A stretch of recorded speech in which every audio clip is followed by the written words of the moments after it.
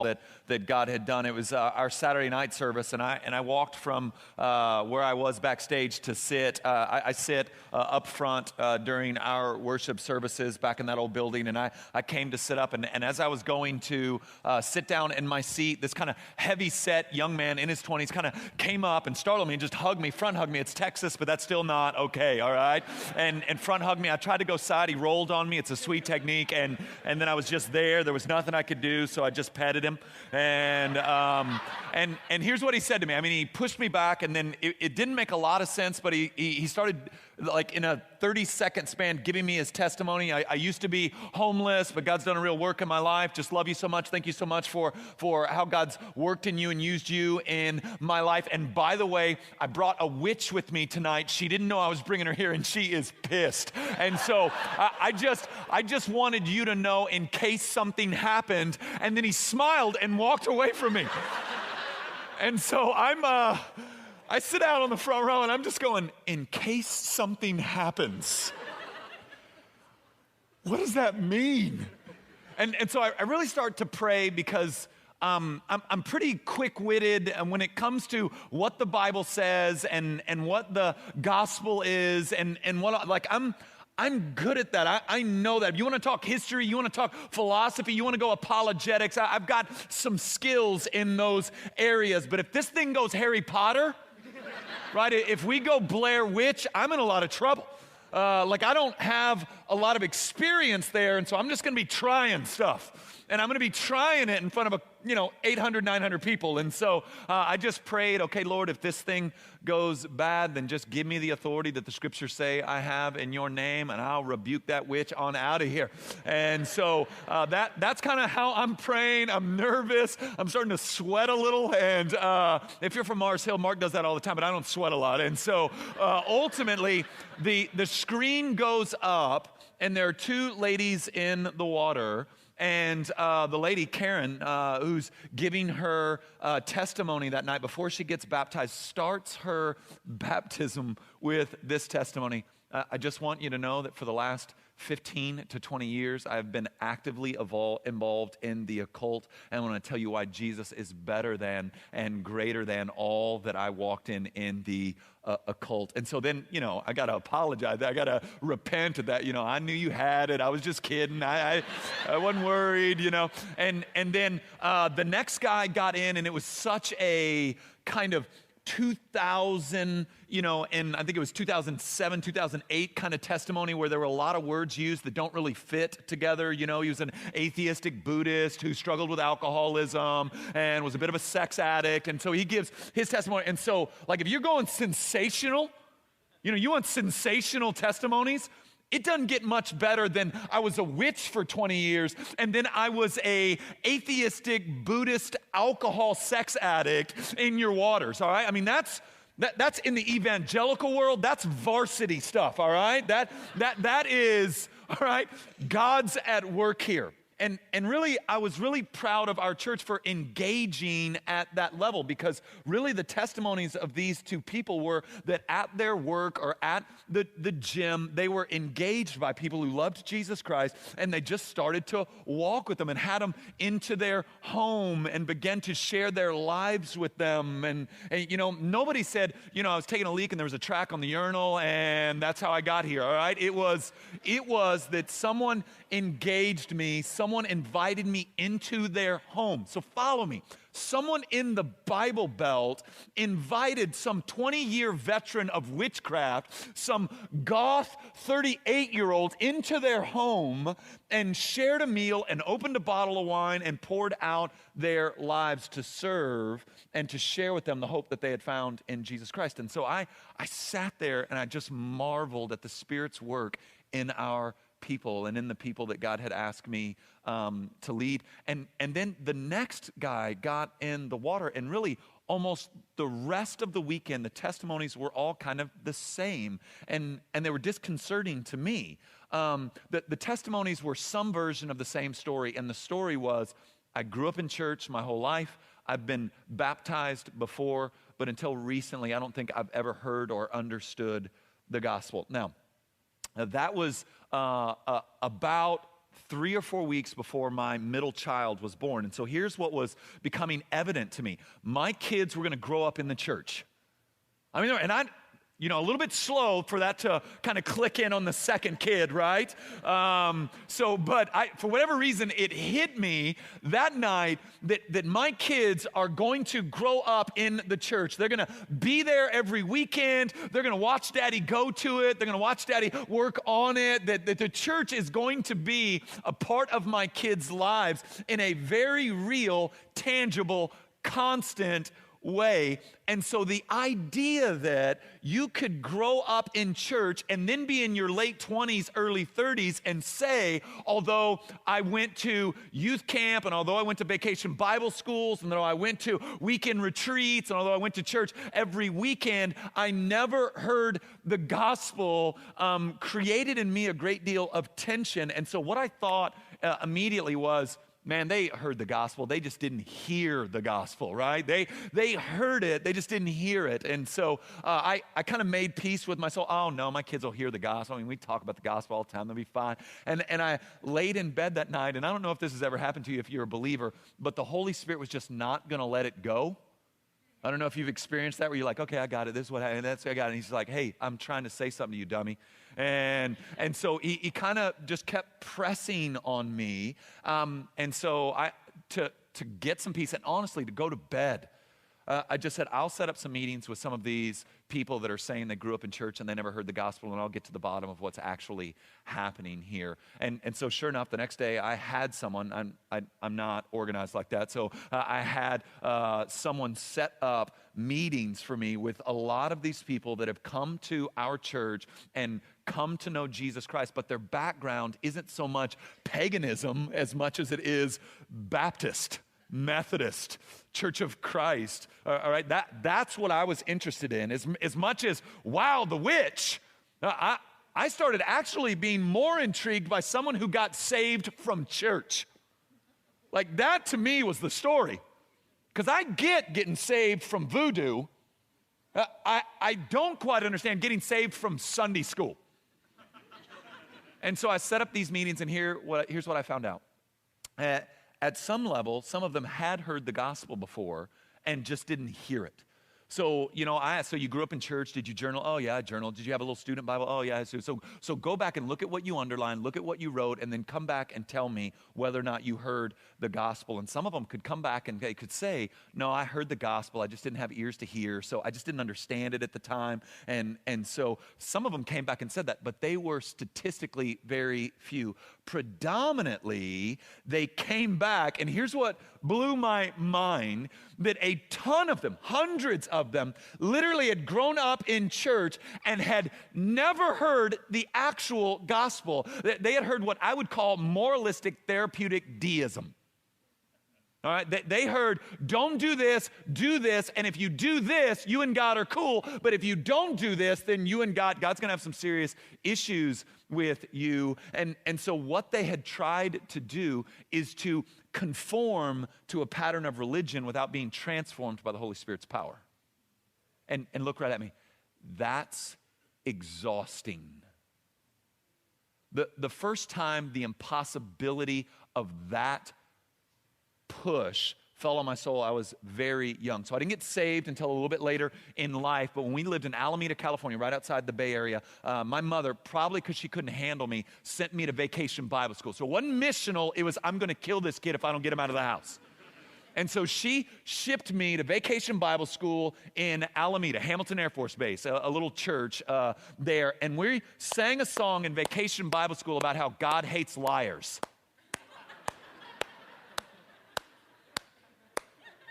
So like I'm not an intellect at 7, but I can go, uh-oh.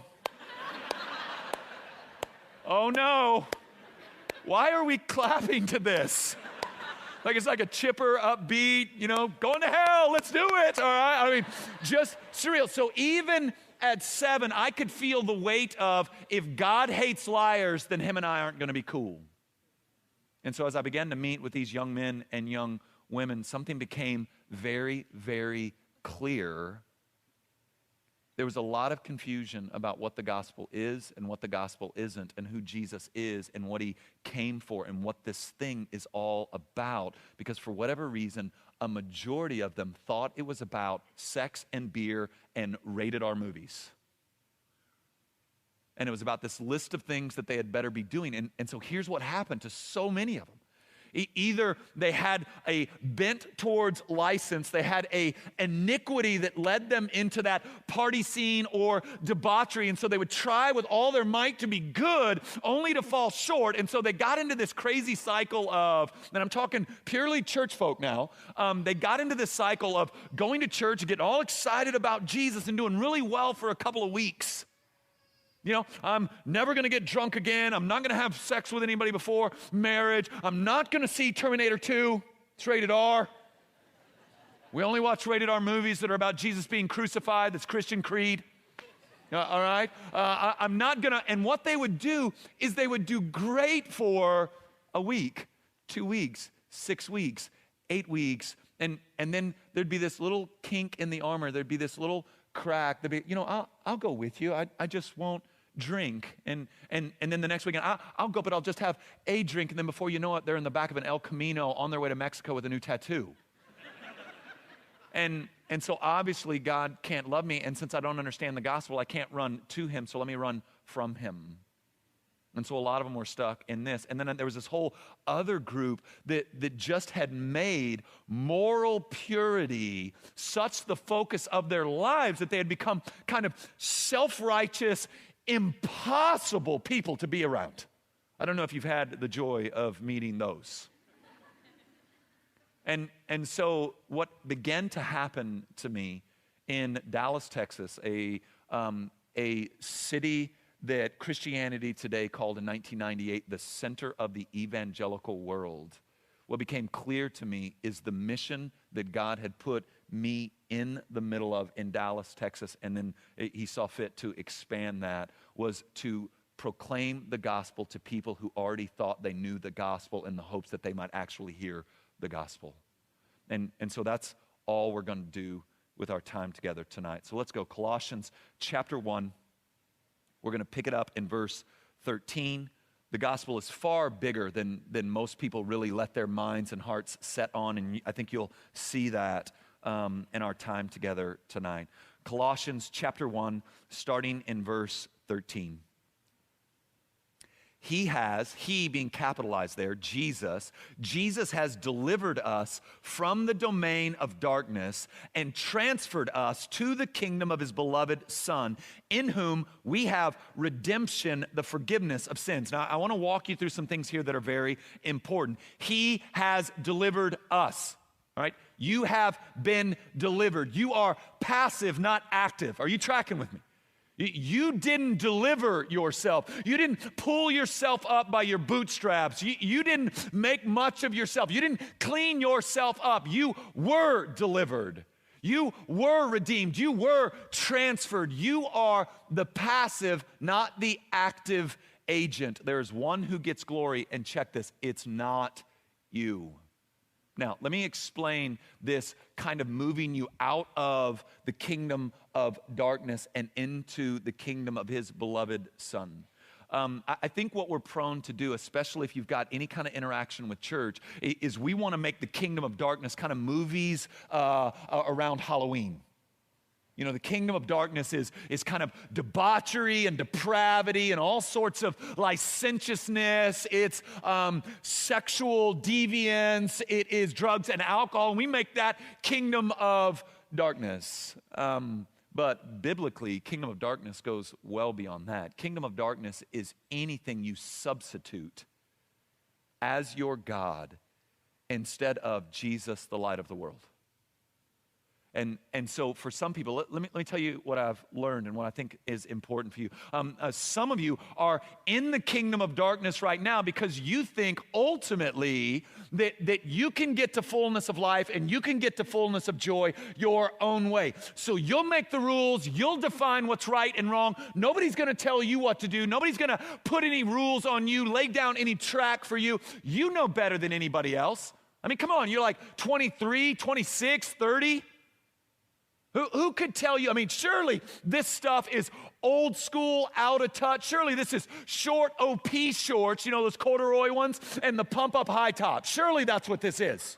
Surely this is 1950 Beaver Cleaver. Surely that's what this is. Surely God's out of touch. Surely the scriptures need a makeover. Surely they need to be drugged, kicking and screaming into the modern era. And so you're just the one to get us there. So, I mean, come on, God, sex works like this? Are you serious? I mean, how 1951 is that? So what I should look at, stewarding my resources, my time, my energy like that, I think I know better. And some of you are walking in darkness because, hear me, you think you're smarter than God. Now, if you and I could sit together and have a conversation, I don't think you would ever say that to me. I don't think you would ever go, well, it just occurred to me in the 8th grade for the second time that I think I know how life works better than God has revealed in the scriptures. And some of you are walking in the kingdom of darkness just because you think you're smarter than God. And then there's others, and here's the part that nobody wants to talk about. There's others of you that walk in the kingdom of darkness, but it's not in licentiousness, it's not in these things, it's rather you want to use the comfort of religion to live in such a way that you don't have to submit to Jesus Christ. And how that works is, I'll do what he says, and then we're cool. I don't want to really have a relationship with him. I don't want to submit my life to him. I don't want to grow in love with him. I just want to do what he says, and I'm going to leave him alone, and I want him to leave me alone. And you use religion as a way to say, I don't need you. So over here, those of you in this stream, you're saying, I don't need you. I'm smarter than you. I know how sex works better than you. I know how relationships work better than you. I know how money works better than you. I know how relationships work better than you do. But then some of you over here and saying, I don't need you because I go to church every week. And I don't need you because I don't cuss like the rest of my friends. I don't need you because I don't get drunk like some of the people I know. I don't need you because I'm not getting high like Stacy. If you want to get upset with somebody, you get on Stacy, not me. You owe me. Right? And so what we do is we become self-righteous, and they're both really walking in the same kingdom of darkness, the same kingdom of, I don't need you, I've got this. Both are bankrupt, both are empty, both are exhausting. But here's the good news of the gospel, that Jesus has actively redeemed us, ransomed us, rescued us, and pulled us into the kingdom of the beloved Son, into the kingdom of light. He has taken us out of darkness and into light. And that's the good news of the gospel. But watch it. It explodes off of just you being reconciled, me being reconciled, being redeemed, being forgiven by Jesus, and then this thing just goes cosmic. Look at verse 15. Jesus is the image of the invisible God, the firstborn of all creation. So now we've been talking about how Jesus saves us, how he reconciles us, how he pulls us out of religion and irreligion into the kingdom of his beloved Son, where he lines us up with how he created things to work, how he lines us up with how he created the universe to be. And now we see why he's able, because Jesus is the image of the invisible God. You want to know what God's like? Look at Jesus. You want to know how God feels about your sin, your rebellion, your shortcomings? Look to Jesus. You want to know what God thinks about hyper religion that hasn't transformed an inward heart? Look to Jesus. Watch Jesus engage the woman caught in adultery. Watch Jesus engage Zacchaeus, the wee little man. Watch Jesus extend grace to the harlot who washed his feet while his disciples and the religious Pharisees murmured. Watch Jesus attack the self-righteousness of his day by saying, unless your righteousness supersedes that of the Pharisees, you'll never see the kingdom of God. So we can be straight with one another, because maybe you're a church kid. Regardless of how disciplined you are, when it comes to the Pharisees, you are a junior varsity third string water boy.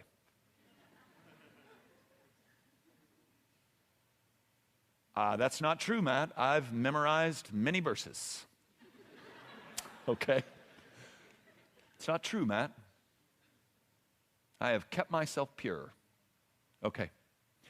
The Pharisees would have memorized the Torah.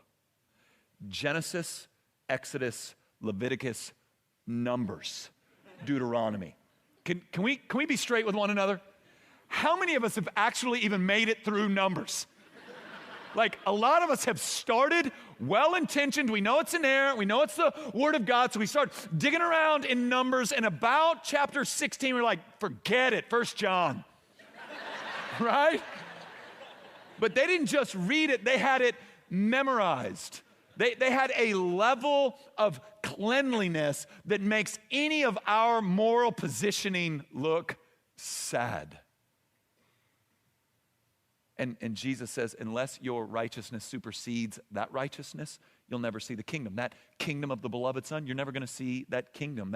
That kingdom where you line yourself up with how God created the universe to work, that fullness of life, fullness of joy, that ever-increasing joy in the creator of the universe. You're never going to get there that way. Now that's weighty because what he just said is for all your external actions, you're not going to get there regardless of what those external actions are. You're not going to be able to earn God's forgiveness and God's love by outward religious activity. It doesn't work that way. You want to know what God's like, look at Jesus. And then look where he goes next. He is the image of the invisible God, the firstborn of all creation. That doesn't mean Jesus was created by God. That's not what happened. This line of Jesus being the firstborn means that the authority and the reign was going to be Jesus's. And then watch where he goes next. For by him all things were created in heaven and on earth, visible and invisible. Love that line. There's just invisible stuff. Whether thrones or dominions or rulers or authorities, all things were created through him and for him, and he is before all things, and in him all things hold together. So you have this cosmic Jesus Christ that is not just some kind of moral philosopher or teacher. He is the image of the invisible God. All authority is his, and we see that work itself out in that Christ is the creator of all things in heaven and on earth, visible and invisible, thrones, rulers, domains, all of it created by him. And listen to this, all of it created for him. Now that's a great line, and here's something to consider. I think I know maybe 7 of you in this room, but here's what I can confidently say from the scriptures. You were uniquely designed, and you were uniquely wired, and you were uniquely placed by God for the name and the renown of Jesus Christ. And if you feel restless, it might just be because instead of being in glad submission to God's creative design in you, you're either trying to live it your own way, not submitting to him, or you're instead trying to somehow put God into your debt with your religious activity instead of resting in God's unique design in you and unique placement in you. Now, let's keep going because it's just going to get better. 18, and he is the head of the body, the church. Okay, I just think we have to talk about this one. Hey, the church has some issues. Can we be straight? Anybody ever been hurt by the church, betrayed by the church? Hey, it's okay to say, all right? I can't even see. The lights are up. Anybody ever been betrayed? Anybody been disappointed by the church? Anybody come across Christians and went, that's a Christian? Anyway, okay, do you guys ever leave your house? Do you interact with other people? All right, way to just make me feel all alone up here. It's like one dude. Yeah, okay, so one of the lines I get most often by skeptics and seekers when it comes to Christians is that they're all hypocrites. They're all hypocrites. They're all jackasses. None of them live out fully what they say they believe. So here would be my point, twofold. You're absolutely right. They are. Like, I pastor a large church. They're all hypocrites. Look at me. It's why I feel so at home with them. So here would be my invitation to you. If you've been banged up by the church, if you've been let down, if you feel like you've been judged, if you feel like you've been betrayed, here's the good news. You might have just found yourself a home. Because surely you're not saying you're not hypocritical. Surely you're not saying that. Surely you're not saying that you live full on in your belief system. Surely you're not saying that. See, here's what makes God so spectacular. That he actually puts up with this people. That he hadn't destroyed all of us. That he hadn't just lit the mug on fire. I mean, wouldn't that be easier? So what is God trying to communicate to you by so ferociously and securely loving this group of people that can't seem to get it right? That his grace is big enough for you. And then you might have finally found yourself a home. And then you might have finally found a place where you might fit regardless of what your background is, regardless of where your current struggles are, regardless of what mistakes have been made or haven't been made. Christ is the head of the church. The body is a little deformed, but Christ is getting her there. Now, let me tell you why church should always be messy if it's doing its job. I have 3 children, a 9-year-old, a 6-year-old, and a soon-to-be 3-year-old. That basically means for the last 9 years, my wife and I have been cleaning a lot of crap. Like, I don't mean crap, I mean like literal poop. All right? And so here's what happens. You get your first kid out of diapers and they're in undies and there's a massive celebration that occurs, and then you have another kid. And then it starts all over, and you have the same stories with each of them. For whatever reason, and maybe your kids are different, all 3 of mine have during nap time said, I should take this diaper off and decorate. And so maybe that hadn't happened to you who are parents, but all 3 of my children have decided, I should do this. All right, now, what ends up happening is they move on from that, but the only way to make that stop in your house is to stop having babies. If you keep having babies, you're going to keep having kids that are immature and don't operate in maturity. If the church is doing her job and engaging people who don't know Jesus Christ and inviting into the community of faith those who are new to the gospel, then it should not surprise you that those in that community might be immature and might get crap on stuff. It shouldn't surprise you. What I'm trying to tell you is, since Christ is the head, we can be assured that he who began this good work will be faithful to complete it. I'm trying to tell you, you've got a home in the church. So for those of you who'd be like, oh, my life's such a train wreck. There's just no way, man. I mean, you don't even know who I am. You don't even know. I'm not even sober right now. Me either. I'm kidding. I'm totally sober. Totally sober. I have to cut that from the video. All right, let's keep reading. And he is the head of the body, the church. He is the beginning and the firstborn from the dead, that in everything he might be preeminent. Now, this claim of resurrection causes a lot of problems for people. Like, people have a hard time, specifically if they're not believers, people have a hard time really getting their mind around the fact that Jesus Christ died and then came back to life. Well, I'll push not just from a biblical perspective, but if we can just talk historical, hey, something happened. Something happened to the point that every year around Easter, every secular outlet will try to explain what could have happened in that time period to justify the explosion of the Christian faith in that period of time. And usually their positions are almost as ridiculous as a resurrection. My favorite being the swoon theory. So maybe you don't watch the Discovery Channel, so I'll unpack the swoon theory for you. Basically, that after Jesus had the skin ripped off of his back, after Jesus is beaten so brutally that he almost dies and can't walk to where he's going to be executed, despite the fact that he has nails driven through his hands and feet and hangs with all his weight on his hand, the bones of his hands and the bones of his feet. He has a spear run up under his lungs or under his rib cage into his lungs, pulled out so that blood and water flows. He doesn't die. He just swoons, just goes unconscious. And then 3 days later, this is great, just wakes up. Oh, I'm not dead. Moves the stone and then catches this, walks 7 miles to Emmaus. Now, I have stubbed my toe before and been unable to walk without looking like something went wrong in my hips. And the best secular historians can come up with is the swoon theory. That grief was so severe among Jesus' followers that they just imagined they saw him to the point of death. Like, for all the prosperity crap in our day and age, everybody seems to die pretty badly in the New Testament. Don't they?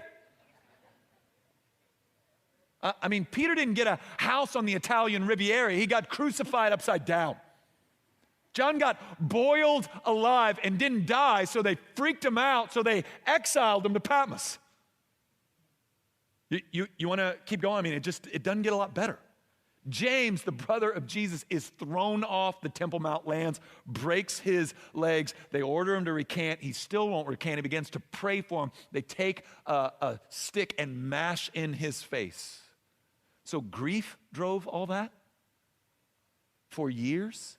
In fact, Paul in 1 Corinthians 15 makes an appeal to the Corinthians, not based on faith, but based on people who had seen Jesus resurrected.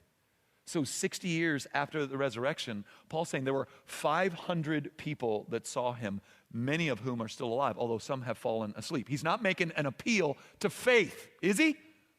No, he's saying people saw this. I'm not making this up. Go ask. So you have Jesus being the firstborn from among the dead, which means for those who have put their faith in him, death has no sting, death has no victory, death can be looked at and smiled at. Now, let me keep reading. For in him all the fullness of God was pleased to dwell. Now listen to this. And through him to reconcile to himself all things. Listen to this. Whether on earth or in heaven, by making peace by the blood of his cross. Now, this is going to speak to what I believe is an evangelical misplaced boredom. All right? So Christ is reconciling by his life, death, and resurrection, not just you and me, not just those who put their faith in him, but he's reconciling all things unto himself. Now, what you have to understand is that when sin entered the world, it fractured everything, not just people, but it fractured even the invisible, even the thrones and the dominions, and even the things God created to be good and lovely. They grew perverse and broken. Let me try to give you a couple of examples. Since I know the series Mars Hill is in, sex was God's idea. Like, that was on him. He's the one that created certain cells that swell, certain cells that secrete, and I'm not going to go any farther than that for my own comfort. All right, but God does that. No point in the creation narrative does Satan slip in and switch things up. I'm going to give you this, you these, all right? That doesn't happen. God, that's out of control. I apologize, all right? He doesn't, like, create man and woman, go to get himself something to eat, and then come back and go, no, sir, you get off her.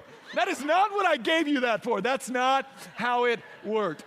It's God's idea, and then God actually unpacks it by saying, be fruitful and multiply. Eat, drink your fill, you lovers. But hear me. Sex was given as a gift of common grace to all mankind to be used within certain parameters for the joy of mankind and for the glory of God. So he puts parameters around it to protect us and to lead us into the fullness of joy, to wire us into how he designed the thing to work. When sin enters the world, it fractures that, and sex becomes, instead of the mingling of souls, it becomes instead lust and pornography, and no longer are we looking at people as they are souls, they instead are objects, and all of that occurs. After the fall, and in Christ, sex is reconciled. Food is reconciled. Food was given to us by God so that God might be worshiped. Like, who do you think came up with those flavors? Remember that scene in The Matrix where they're eating the slop and the guy was like, how do the machines know what chicken tastes like? What if chicken tastes like steak and steak tastes like chicken? What if they messed it up? In reality, God created the flavors, and then he created the new flavors that exist when you mix flavors. I mean, that's God's idea, and what that was meant to do is create worship in our heart. And it doesn't terminate on the fajita. It terminates on the God of the fajita. So, we're Seattle, Mexican food. I'm sorry, I should have gone something else. Coffee. All right? And so, Folgers, that's what you guys do. I'm sorry, we don't have time. We don't have time. Stop it. I don't drink that. We don't have time. What you have happening is Christ is going to reconcile all things unto himself, which means he's going to redeem all that went wrong in the fall. And so that changes our perspective on injustice. That changes our perspective and our role when it comes to oppression. That changes our view of the world around us, because not only have we been reconciled into Christ, but we have been made agents of reconciliation to the world around us. So I think the reason that some of us feel bored in our faith is we don't quite understand how big this thing is. I mean, God is into cosmic renewal. And you have been uniquely wired and uniquely placed to play a part in God renewing all things unto himself. And so, man, some of you have been given some really sweet intrinsic gifts. Some of you, business is just, it's easy for you, all right? Some of you, you're great artists. Some of you are great architects. Some of you are great students. That's all I can say for you right now. It's been 15 years. You're still doing it, all right? You're like on your 6th degree. All right? Some of you are great in the field of medicine. You've got natural abilities and passions, and I want you to hear me say this to you.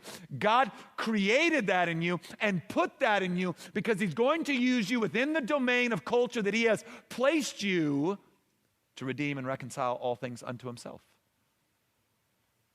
So for a Christian to be bored means a Christian doesn't quite understand his or her calling.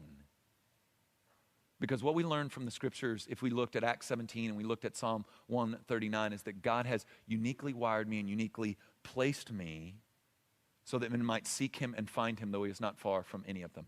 So the lenses, you put those lenses on, that means when I go to my house, that I'm in that house on purpose by the design of God so that Rich and Martha and Brian and Rhonda and our neighbors might know Jesus Christ. Now, ultimately, can I save them? No, but I can certainly herald the good news. And I can cook a mean brisket and have them over and answer any questions. And I can serve them in any way I can think. And I can pray for them. And I can pray for their children. And I can have them into my home. And I can see how all of a sudden my neighborhood isn't just where I live. It's where God has placed me on mission. And it doesn't work as well for me to use work because I am a pastor of a church and you kind of got to be a believer to work there. You're just a much better pastor when you're saved than when you're not. And so, but for you, that guy in the cubicle next to you, in the office next to you, the workspace that you share, which just means you're entry level and probably in someone's closet. All right, like all of that, that's God's stuff. The gifts God's given you in regards to domain, that's God's stuff. To utilize that and to use that for the kingdom brings purpose and weight to our lives that's absent without it. All right, let me finish this out. Verse 21, and you who once were alienated and hostile in mind, doing evil deeds, he has now reconciled in his body of flesh by his death in order to present you, now catch this, holy and blameless and above reproach before him, if indeed you continue in the faith, stable and steadfast, not shifting from the hope of the gospel that you heard, which has been proclaimed in all creation under heaven, and of which I, Paul, became a minister. So let me work through this last text, and then I want to lead us to consider a couple of things, and we'll be done except for responding to this message. What we have happening now in the text is Paul saying, you were alienated, you were hostile in your mind, you were doing evil deeds. Now, to take you back to the beginning, some of you are doing evil deeds as in drunkenness, sexual debauchery, and addiction, but some of you are in deeds of darkness in regards to you're going to church and you're reading your Bible and you're journaling. All right, to do either of those outside of a personal relationship with Jesus Christ is rebellion. They are both ways to say, forget you, I don't need you, I'll do this my own way. But what the text just said is that Jesus has made a way by his blood, by his death and resurrection, for you to be, did you see the words? Holy and blameless in his sight. Yeah, Matt, but he said if there. He said if. Hey, that if you hold fast to the hope, that's the best line in the text. Because the hope in what? Hope in the gospel. Not hope in your ability to pull it off. Hope in what Jesus has done. So maybe this will help you. I try to use this with the church I pastor. 3 years ago, almost 3 years ago, on Thanksgiving morning, I had a seizure. They found a mass in my right frontal lobe. So I wake up in the hospital. They had already done the CT scan. I have no memory of the CT scan. Apparently, I got a bit aggressive coming out of the seizure, and so they drugged me, and I don't remember what happened. Apparently, I took a shot at somebody. And that tells you what's still in my heart, sanctification, Lord working. And so we get to the hospital. I don't remember the CT scan, but I remember saying, you got a bit of a cloud in your right frontal lobe, and so we're going to send you to an MRI. So I went and I did the MRI, okay? And so I get out of the MRI. They take me back to my room, and the doctor comes, gracious man, pulls his little stool right up to the side of my bed and says, there's a large mass in your right frontal lobe, and we're going to need to send you to see a neurosurgeon. And he gave me a copy of the MRI. That was Thursday, Thanksgiving Day. On Tuesday, we go see my neurosurgeon, Dr. David Barnett, and he throws up that picture of the MRI, and there it is, glowing all red, orange, and yellow because of the perfusion. And he looks at me and says, this looks really, really, really bad. We're going to have to go in and remove it immediately. And then we schedule surgery for Friday. Like literally, it was like he was asking me, this looks bad, what are you doing Friday? I don't know. What are you doing? Well, I'd like to cut out a large portion of your brain. I'm in. And so go in for surgery, and they found anaplastic oligodendroglioma, WHO grade 3. Woohoo! And I get 18 months of chemo, 6 weeks of radiation, and they treat it. And at this point, we've got it on the run. Now, my point would be that I, to this day, hate that MRI shot. I've got it on my computer. I hate that shot, and here's why. The MRI shows me that I'm diseased, but it has no power to cure me. The MRI reveals that there's a tumor there, but is absolutely powerless to heal me of what it found. When it comes to the law, when it comes to your abilities to be moral enough, when it comes to your abilities to be good enough, the law, that list of things that you feel like you've got to get better at, honestly, is bad news. The good news is that in Christ, you're already holy and blameless. How's that possible? Because he's the cure. The law and that 10 commandment list of do's and don'ts is to show you that you're sick. Jesus isn't the MRI. He's actually the cure. He's what heals. And here's where I would plead with you. If you could get over yourself, man, what God might show you and reveal to you. Like, why are you so into you? Seriously. Why are you so into you? I mean, who has lied to you more than you have? Who has screwed up your life more than you have? And now some of you are like, well, you don't know my old man. Well, your old man could be a bum. He could be a wicked, wicked bastard. I'm not saying he's not. All right, but your reaction to his wickedness is completely on you. It's completely on you. So how this works is my eyes and my heart, they don't need to be meditating on me because I'm a screw up. I've got nothing but 37 years of history that wave the flag of my incompetence. I have nothing but a strong history of a genuine desire to be all in for Jesus Christ and a bunch of stumbling along the way. That's all I've got. So my meditations had better not be on me. Because if meditations are on me, I'm not going to run to them, I'm going to run from them because I become painfully aware that I fall short. But if my meditations are on Jesus Christ, his imputed righteousness, his gift of righteousness to me, that he gives to me, his perfection, that he imputes to me, his righteousness, his fulfillment of the law, and then takes from me all the wrath that is due that rebellion and screw up. If I can meditate on that, if I can think on that, you know what kind of confidence that breeds in me to run to God and not away from him? And then you know what happens as I run to him? I'm transformed from one degree of glory to the next. See, your only hope in growing in an ever-increasing joy here and now is for you to get over you. And again, I know some of you are like, well, you don't know my story. I don't need to know your story. The Bible would once again be filled with men who make your mistakes look laughable. Like, I'd love to see you sit down with King David and talk about how you've screwed up. I'd just like to see you do that. I'd like to join you too. All right, and I know he plays the harp, but he also kills bears and lions, so I would stow that crap.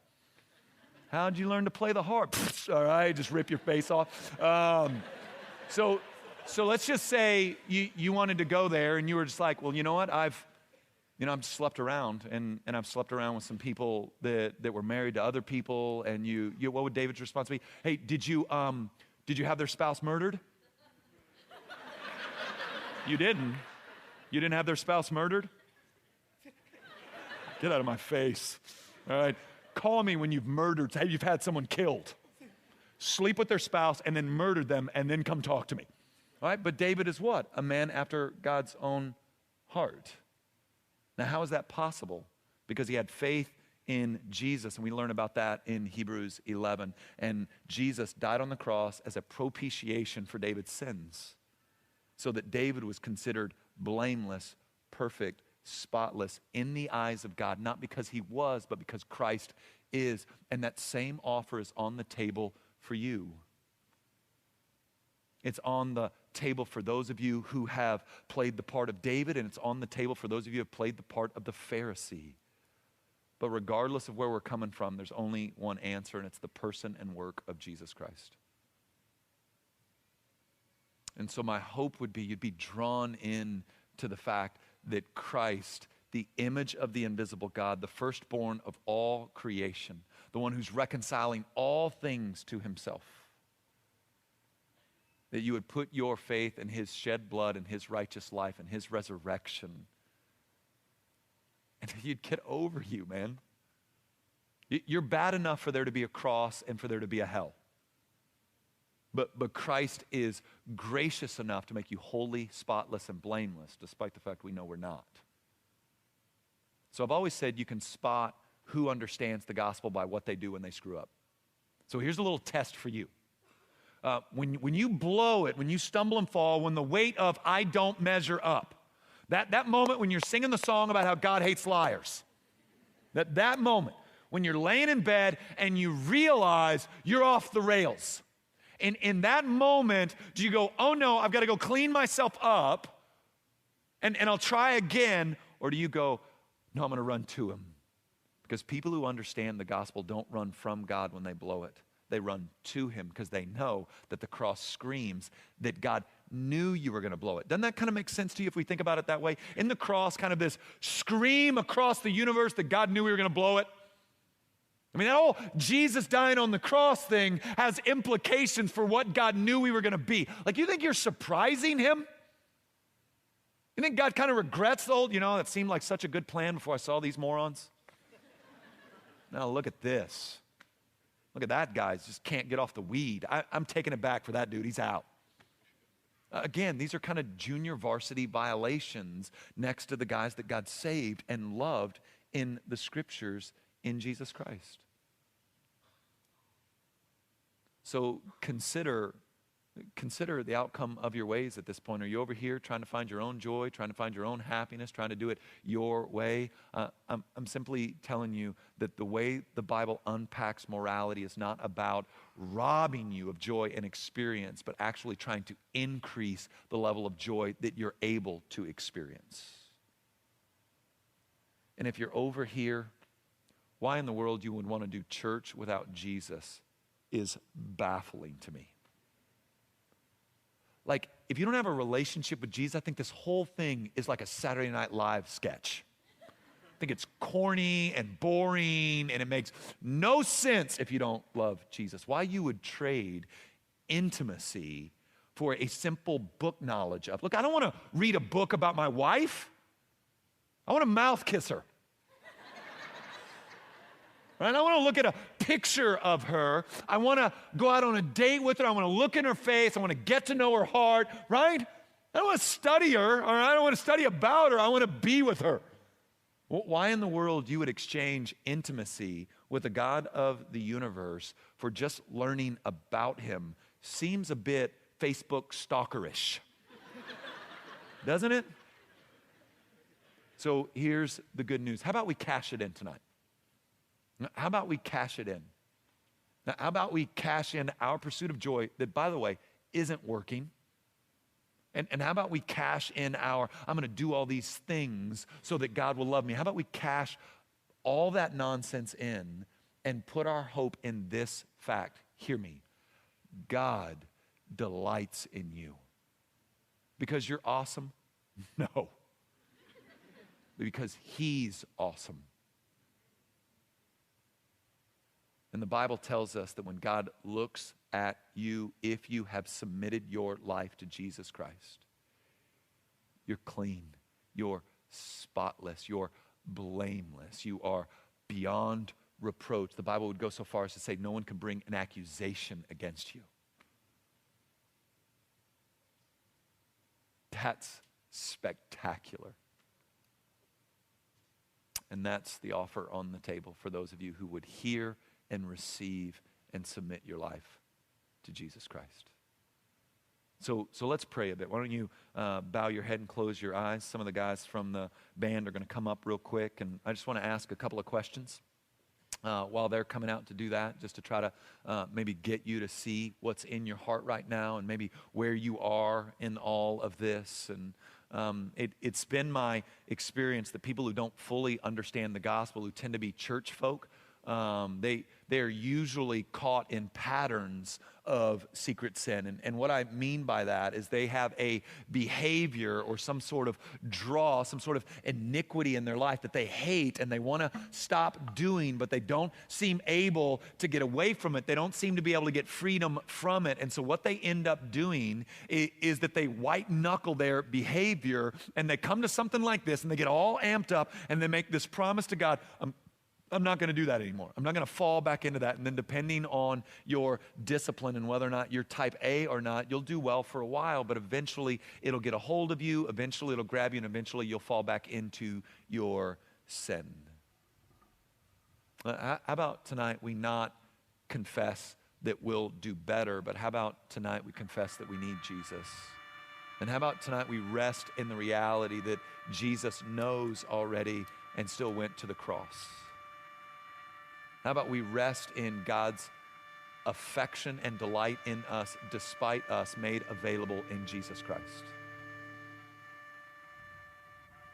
And maybe tonight that's not you.